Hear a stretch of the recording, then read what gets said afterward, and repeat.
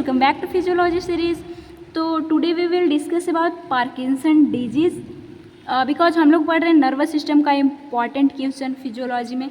इससे पहले ब्लड और सेल साइकिल पूरा हो चुका है, नर्वस सिस्टम में भी पूरा कंप्लीट होने वाला पार्किंसन डिजीज़। ये बहुत एग्जामिनर का फेवरेट क्वेश्चन है और जितने भी क्वेश्चन मैं आपको बताती हूँ किसी न किसी यूनिवर्सिटी में पूछा हुआ है, चाहे आप किसी भी यूनिवर्सिटी से हो, आप अपने प्रीवियस ईयर क्वेश्चन अपने यूनिवर्सिटी का देख सकते हैं, यही सारा क्वेश्चन मिलेगा। हर एक चैप्टर में कौन सा इंपॉर्टेंट क्वेश्चन है वही मैं डिस्कस करती हूँ। आज हमारा पार्किंसन डिजीज़ है, बहुत इंपॉर्टेंट और बहुत ही इंटरेस्टिंग। तो चलिए बिना टाइम को वेस्ट किए हुए आज का टॉपिक स्टार्ट करते हैं। तो पार्किंसन डिजीज़ क्या है?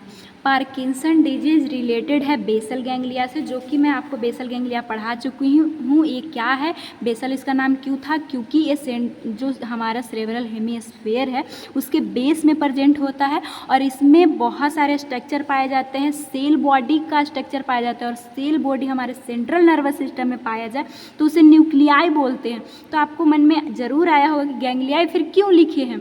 तो गैंग्लियाई इसका मिस नेम है, होना चाहिए बेसल न्यूक्लियाई। तो ये सारा चीज़ हम लोग वीडियो में डिस्कस कर चुके हैं जब हम फंक्शन ऑफ बेसल गैंग्लिया में आपको पढ़ाई थी। एनाटॉमिकली स्ट्रक्चर इसका क्या था? कॉर्पस स्ट्रिएटम, जिसमें इतना सारा पार्ट आया था। नेक्स्ट था ये एमिगडाला और कोलेस्ट्रम, कैसे था वो सारा चीज़ मैं आपको बता चुकी हूँ। फंक्शनली भी इसका जब फंक्शन के थ्रू देखते हैं, जो कि जब आप फंक्शन ऑफ बेसल गैंग्लिया पढ़ते हैं तो इसे बिना जाने आपको नहीं समझ में आएगा। इनफैक्ट पार्किंसन डिजीज़ में भी इसी का इम्पॉर्टेंस रोल है। फंक्शनली में बेसल गैंग्लिया में ही कंसीडर करते हैं सब थैलेमस बोलिए या फिर सब थैलमिस न्यूक्लियाई बोलिए। और नेक्स्ट सब्सटेंसिया निग्रा होता है जो कि इम्पॉर्टेंट है इस डिजीज़ के लिए।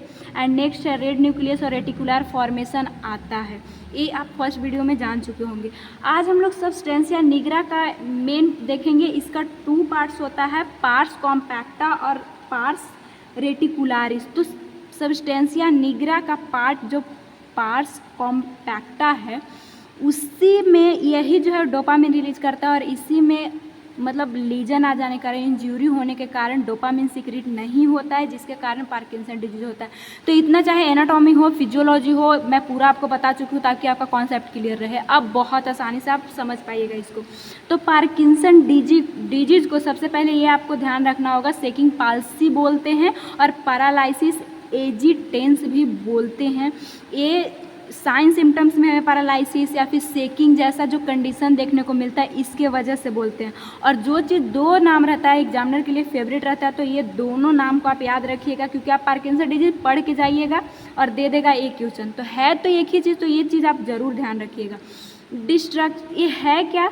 तो destruction of portion of substantia nigra, जो कि मैं आपको बताई कि ये पार्ट है फंक्शनली बेसल गैंग्लिया का ही।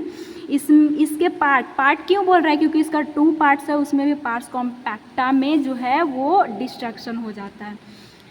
अब इसको पार्किंसन डिजीज क्यों रखा गया नाम? इसका तो कोई मतलब ही नहीं निकलता, लेकिन इसका मतलब है ये जो है वो पार्किंसन जेम्स नामक एक जो भी डॉक्टर बोलिए, जो भी मतलब डिस्कवर किए थे साइंटिस्ट बोलिए, इसीलिए इसका नाम पार्किंसन डिजीज पड़ गया। ऐसे शेकिंग पाल्सी या फिर ए नाम से भी इसको जानते हैं। डिफिनेशन आपको लिखना होगा, Parkinson disease is a chronic progressive neurological disorder है जिसमें डिस्टर्ब होता है muscle control, movement of balance. यह न्यूरोलॉजिकल क्यों बोल रहा है? क्योंकि बेसल जो गैंग्लिया है या फिर सब्सटेंसिया निग्रा ये हमारे ब्रेन में पाया जाएगा और ब्रेन हमारा न्यूरॉन्स से ही बना होता है, तो इसीलिए ऐसा इसको बोला जाता है। प्रोग्रेसिव मतलब अगर इसका इलाज ना किया जाए तो धीरे धीरे बहुत बढ़ता चला जाता है। इसमें हमारा मसल का जो मूवमेंट बैलेंस करना होता है वो बिगड़ जाता है। सब्सटेंसिया निग्रा में हम लोग फंक्शन देखे थे कि ये हमारे बैलेंस को मेंटेन करता है, मूवमेंट को मेंटेन करता है। जब उसमें दिक्कत आ रही है, डिस्ट्रक्शन हो रहा है, तो ये सारा चीज़ खराब होगा। कॉजेज क्या है कि ऐसा होगा? क्यों सब्सटेंसिया निग्रा का पार्ट भाई डैमेज हो गया? तो occur due to lack of dopamine cause by damage of basal ganglia. सबसे पहले पार्किंसन डिजीज़ का कॉजेज बता रहा है कि क्यों होता है। तो फर्स्ट में ही मैं आपको बता दी कि जो हमारा पार्स कॉम्पैक्टा जो कि सब्सटेंसिया निग्रा का पार्ट है उससे रिलीज होता है डोपामिन और इसके डिस्ट्रक्शन की वजह से डोपामिन नहीं सीक्रेट हो पाता है। बेसल गैंग्लिया डैमेज बोल ही रहा है, डैट मीन्स बेसल गैंग्लिया का ही पार्ट है और ये डैमेज हो गया तो डोपामिन सीक्रेट नहीं होगा, बस सिंपल यही था। Due to destruction of substantia nigra nigrostriatal pathway, देखिए सब्सटेंसिया निग्रा तो मैं फर्स्ट ही मैं आपको बता रही हूँ कि उसमें डिस्ट्रक्शन हो जाएगा। अब निग्रोस्ट्रेटियल पाथवे क्या है, यहाँ पे सब्सटेंसिया निग्रा होता है और यहाँ पे स्ट्रेटियम होता है, इससे इसका कनेक्शन होता है, उसी के थ्रू और इसी कनेक्शन से डोपामिन रिलीज होता है और यही डिस्ट्रक्ट हो जाता है जिससे डोपामिन रिलीज नहीं होता है। तो ये समझ में आया होगा। हैज अ डोपामिनर्जिक फाइबर्स, मतलब ये डोपामिनर्जिक फाइबर है जिसमें डिस्ट्रक्शन आ गया। नेक्स्ट क्या कॉजेज हो सकता है, तो damage basal ganglia because of cause, और क्या कारण है, तो वायरल इन्फेक्शन के कारण, जिसमें वायरल इन्फेक्शन का नाम है इंसेफेलाइटिस, इसमें इन्फेक्शन हो रहा है, वायरस जो है वो हमारे ब्रेन को अटैक कर रहा है, जिसके कारण क्या होगा, हमारा सब्सटेंसिया निग्रा डिस्ट्रॉय हो जाएगा, जिसके कारण डोपामिन रिलीज नहीं होगा। नेक्स्ट है सेरेब्रल आर्टरियोस्क्लेरोसिस। सेरेब्रल आर्टरियोस्क्लेरोसिस का मतलब क्या होता है कि जो सेरेब्रल को जितने भी आर्टरी ब्लड सप्लाई करते हैं उसमें ही कोई दिक्कत आ जाए तो। नेक्स्ट हमारा इंज्यूरी ऑफ बेसल गैंग्लिया, वही बेसल गैंग्लिया का इंज्यूरी हो जाएगा तो फिर कैसे रिलीज होगा। नेक्स्ट अननोन कॉजेज भी होता है, क्योंकि कई पेशेंट में ऐसा देखा गया है कि जिनको में पार्किंसन डिजीज पाया गया उनका कॉजेज पता ही नहीं चला, उसका बेसल गैंग्लिया ठीक था, जो भी सब्सटेंसिया निग्रा था ठीक था, फिर भी उनमें पार्किंसन डिजीज पाया गया। तो कुछ अननोन कॉजेज भी बोलते हैं, जिसको कॉजेज होते हैं जिसको इडियोपैथिक पार्किंसन बोलते हैं। इडियोपैथिक का मतलब होता है कि पता नहीं है किसके कारण उसे पार्किंसन डिजीज हो गया। साइन एंड सिम्टम्स इसका क्या है, तो फर्स्ट इसका साइन एंड सिम्टम है ट्रीमर। ट्रीमर में क्या होता है कि मूवमेंट सिमिलर बीइंग ड्रम, यहाँ पे ड्रग नहीं है ड्रम है। देखिए ड्रम आप देख, ट्रीमर का मतलब क्या होता है कि ऐसे ऐसे एकदम हिलते रहेगा वो नॉर्मली भी, ड्रम जैसे ऐसे हिलाते तो कैसे वो आवाज़ करते, मतलब ऐसे ऐसे हिलता है तो उस तरह से वो हिल डोल करेगा, मतलब मूवमेंट उसका खराब होगा। Thumb move rhythmically over index middle finger, ये जो हमारा थंब है वो ऐसे ऐसे मतलब ये इस पे जो है मिडल फिंगर पे वो मूव करते रहेगा ये, और यही सारा चीज़ तो है जिसको हम लोग ट्रिमर बोलेंगे। और इसको पिल्स रोलिंग मूवमेंट भी बोलते हैं, जब हमारा थंब ऐसे ऐसे इस पे मूवमेंट हो तो ये इसका क्लासिकल साइन, मतलब बहुत इंपॉर्टेंट साइन है ट्रिमर। नेक्स्ट है स्लोनेस ऑफ मूवमेंट, इसमें देखा जाएगा क्या क्या है, कैसा कैसा मूवमेंट पाया जाता है जिसमें स्लोनेस देखा जाएगा। तो मूवमेंट स्टार्ट स्लोइंग डाउन, जिसको ब्रेडिकाइनेसिया इस टर्म को बोलते हैं, एमसीक्यू से भी इम्पॉर्टेंट हो सकता है, तो ये ध्यान रखिएगा। जब आपका जो मूवमेंट है, पेशेंट का जो मूवमेंट है वो स्लो डाउन हो जाए तो उसको ब्रेडिकाइनेसिया बोलेंगे। जब पेशेंट जो है वो अनेबल हो जाएगा इनिशिएट वॉलेंट्री एक्टिविटी, उसको एक काइनेसिया बोलेंगे। तो ये इसका साइन सिम्टम्स है, वॉलेंट्री एक्टिविटी नहीं कर पाएगा। जैसे ये हमारा वाइटनर है, इसको जो पार्किंसन डिजीज़ का पेशेंट है वो नहीं उठा ही नहीं पाएगा, क्योंकि ये सारा काम करता है हमारा बेसल गैंग्लिया, उससे जो भी काम हो रहे हैं वही डिस्टर्ब है यहाँ पे, तो कैसे ये सब काम हो पाएगा, तो नहीं हो पाता है। द वॉलेंट्री मूवमेंट रिड्यूस हो जाएगा, वॉलेंट्री मूवमेंट नहीं कर पाएगा, जो कि हम लोग देख चुके हैं, जिसको हाइपोकाइनेशिया बोलते हैं। और इस जब इनिशिएट वॉलेंट्री मूवमेंट शुरू ही नहीं कर पाएगा उसको एक काइनेसिया बोलेंगे। और जब पूरा रिड्यूस हो जाएगा, एकदम नहीं वो कर पा रहा है, तो उसको हाइपोकाइनेसिया बोलेंगे। जैसे देखिए इसमें आप कंफ्यूज मत होइएगा कि शुरुआत मतलब उस सोचेगा ही नहीं कि इसको उठाएं, और अब एकदम पूरा ही खत्म हो गया, उसको हाइपोकाइनेसिया बोलेंगे। नेक्स्ट क्या होगा, सीवियर हाइपोटोनिसिटी ऑफ मसल का टोन बढ़ जाता है, क्योंकि मैं आपको बेसल गैंग्लिया का फंक्शन में बता चुकी हूँ कि कैसे जो है वो basal ganglia gamma motor neuron को इनहिबिट करके और टोनिसिटी को जो है कम या ज़्यादा करने का कोशिश करता है। तो जब डोपामिन रिलीज नहीं होगा सब्सटेंसिया निग्रा के थ्रू, तो ये सारा हाइपोटोनिसिटी भी देखने को मिलेगा, जिसमें कंट्रोल मतलब कॉन्ट्रैक्शन ही आप नहीं कर पाइएगा, मसल का मूवमेंट ही नहीं होगा। पोवर्टी ऑफ मूवमेंट देखा जाता है, जिसमें क्या होगा, पोवर्टी गरीबी आ गया मूवमेंट में ही हमारा बेसल गैंग्लिया काम कर रहा है। तो सारा चीज़ आप देखिएगा तो मिलता जुलता ही है, बस आप 102 बार रिविजन कीजिएगा, बहुत ही आसान है।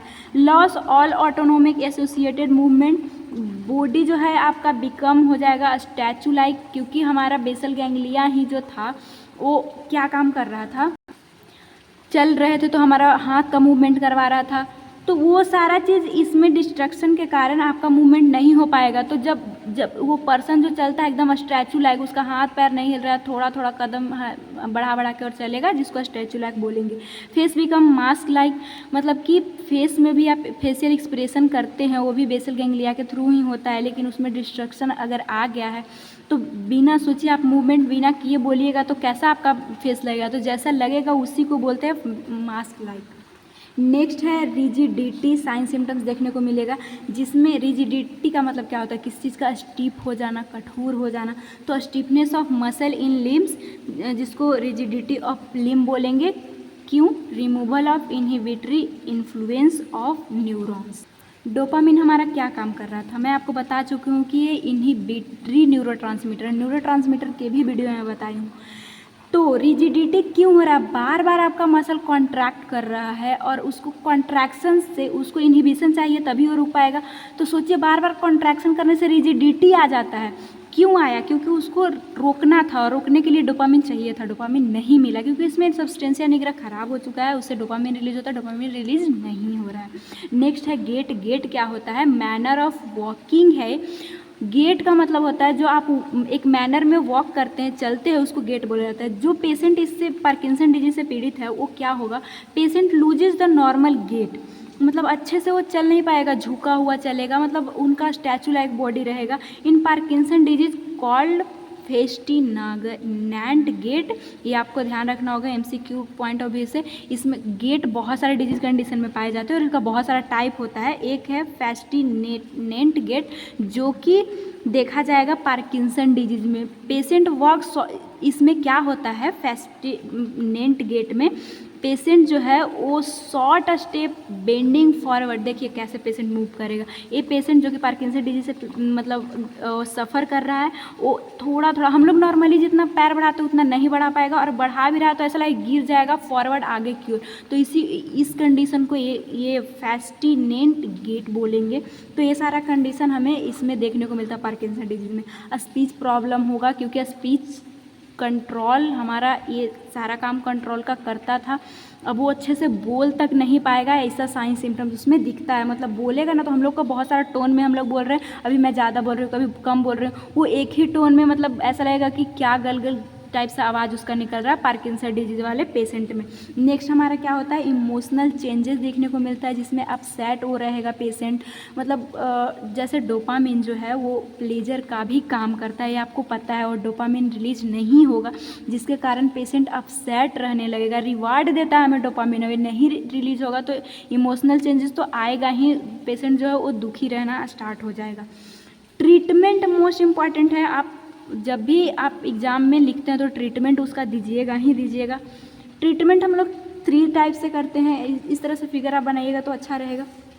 सबसे पहले विथ एल डोपा करके एक आता है मेडिसिन। उसमें क्या होगा कि देखिए जैसे डोपामिन हम लोग डायरेक्टली जब देते हैं ना तो ब्रेन बैरियर करके हमारे ब्रेन में पाया जाता है, जो कि कई सारी चीज़ों को रोकता है। तो देखिए एक आदमी बना के दिखाना चाहता है ये कि ये डोपामिन को नहीं आने देता है, ब्रेन बैरियर को डोपामिन डायरेक्ट नहीं क्रॉस कर सकता है, जिसके लिए एल डोपा करके आता है मेडिसिन। उसको जब हम देते हैं तो ये ब्लड ब्रेन बैरियर को पार कर जाएगा आसानी से और हमारे ब्रेन में जाएगा और ये डोपामिन में कन्वर्ट हो जाएगा एल डोपा। और डोपामिन का ही इसमें कमी था तो ये कंडीशन जो भी उसका रिजिडिटी था, ट्रीमर था, वो सब कंडीशन सिम्टम्स ठीक देखने को मिलेगा क्योंकि डोपामिन उसे मिल रहा है। नेक्स्ट हमारा एक और मेडिसिन का नाम है विथ एल डेप्रीनाइल। ये क्या काम करता है, इसका मेन काम क्या होता है, जैसे देखिए हमारा सब्सटेंसिया निग्रा जो है उसमें भी पार्ट्स जो कॉम्पैक्टा था वो रिलीज करता था, हमारा सीक्रेट करता है डोपामिन, ये तो मैं आपको बता चुकी हूँ।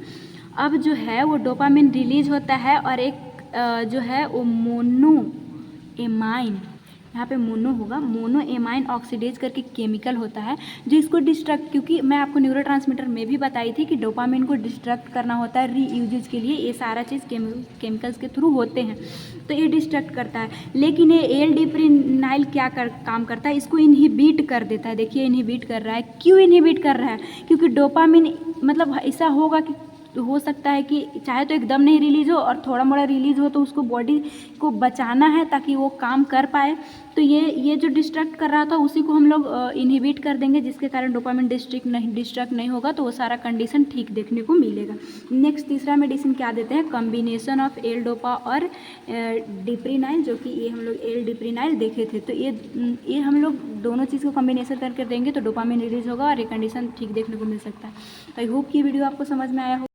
तो यही सारा चीज़ था। सबसे पहले बेसल गैंग्लिया समझना था, उसमें सब्सटेंसिया निग्रा का मेन पार्ट है जो कि पार्स कॉम्पैक्टा, उस वैसी से डोपामिन रिलीज होता है, उसमें डिस्ट्रक्शन के कारण डोपामिन रिलीज नहीं हो रहा था, जिसके कारण इतने सारे साइन सिम्टम्स देखने को मिला।